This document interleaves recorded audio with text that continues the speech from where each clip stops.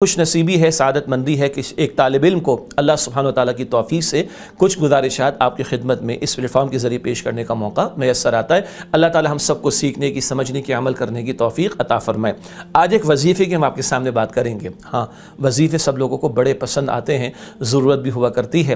ایک قرآنی وظیفہ آپ کے سامنے رکھنا چاہیں گے جو پڑھنے والا کم اور کرنے والا زیادہ ہے۔ قرآن تو پڑھے جانے والا کلام ہے، کوئی شک نہیں، لیکن ایک وظیفہ میں آپ کے سامنے رکھنا چاہتا ہوں جو پڑھنے والا کم ہے اور کرنے والا زیادہ ہے۔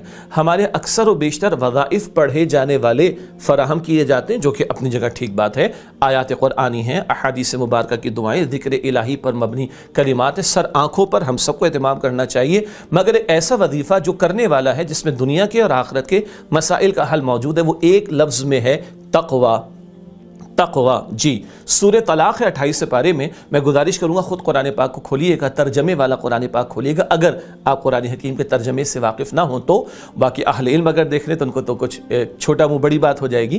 بہرحال سورہ طلاق کی ابتدائی آیات میں آیت نمبر 2 سے لے کے آیت نمبر 5 میں تقوی کی برکات کا ذکر آتا ہے۔ البتہ تقوی کسے کہتے ہیں؟ اس کا ترجمہ ہے ایک خوف خدا اور ایک ترجمہ ہے گناہوں سے اپنے آپ کو بچانا۔ کیا مطلب؟ خوف اللہ کی پکڑ کا، اور اللہ کی پکڑ یہ سزا ان لوگوں کے لیے جو اللہ تعالیٰ کے احکامات کی خلاف ورزی کرتے ہیں۔ تو تقوی ہے گناہوں سے اپنے آپ کو بچانا تاکہ اللہ کی ناراضگی سے بچ سکیں۔ حدیث مبارک میں ذکر آتا ہے تم تقوی والے ہو جاؤ، گناہوں سے بچنے والے ہو جاؤ، تم سب سے بڑے عبادت گزار ہو جاؤ گے۔ ہمارے معاشرے میں نیکی کے اعمال کے فضائل کا بیان اور نیکی اور خیر کے کاموں میں آگے بڑھنے کا ذکر تو ہے، جو کہ بالکل ٹھیک بات ہے، کوئی شک نہیں، مگر گناہوں سے بچنے کی طرف توجہ کم ہے۔ حالانکہ حدیث مبارک میں آتا ہے جو اللہ کی نافرمانی سے بچتا ہے، اللہ کی منع کردہ باتوں سے بچتا ہے، اس کا اللہ تعالیٰ کے وہی مقام ہے جو اس شخص کا مقام ہے جو روزانہ رات کو نوافل ادا کرتا اور ہمیشہ دن میں روزے رکھتا ہو۔ تو تقویٰ کیا ہے؟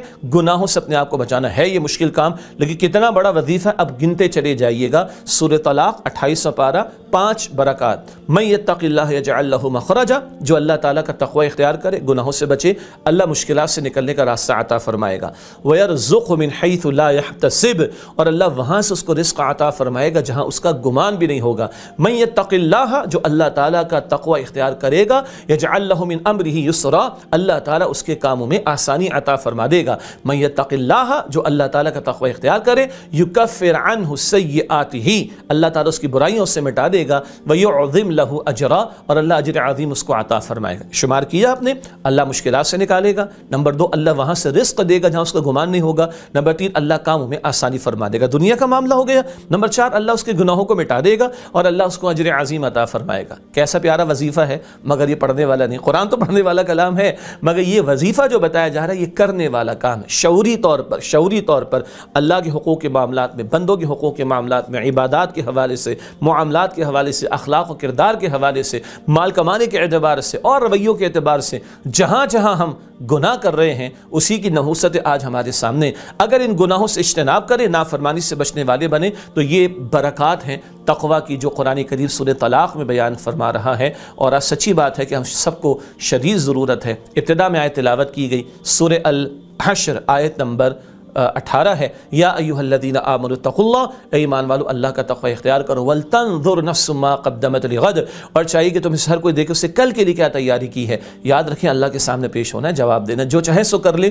مگر ہم سب، میں آپ، ہم یاد رکھیں جواب اللہ کو دینا ہے۔ اور آگے فرمایا کہ واتقوا اللہ، اور اللہ سے ڈرتے رہو، ان اللہ خبیر بما تعملون، تم جو کچھ بھی کرتے ہو اللہ تعالیٰ خوب واقف ہے۔ بچوں نے کیا، بڑوں کو پتہ نہ چلا، بچوں نے کیا، ماں باپ کو پتہ نہ چلا، شاگرد نے کیا، استاد کو پتہ نہ چلا، ایک امپلائی نے کیا، امپلائر کو پتہ نہ چلا، میں نے کیا، میرے بڑوں کو نہ پتہ چلا، نہ پتہ چلے، اللہ کو سب معلوم ہے، اور ہم نے اپنے جیسے بندوں کو نہیں، اپنے رب کو قیامت کے دن جواب دینا ہے۔ اللہ تعالی ہم سب کے حساب کو آسان فرمائے اور اللہ تعالی ہمیں اپنے متقی بندوں میں شامل فرمائے۔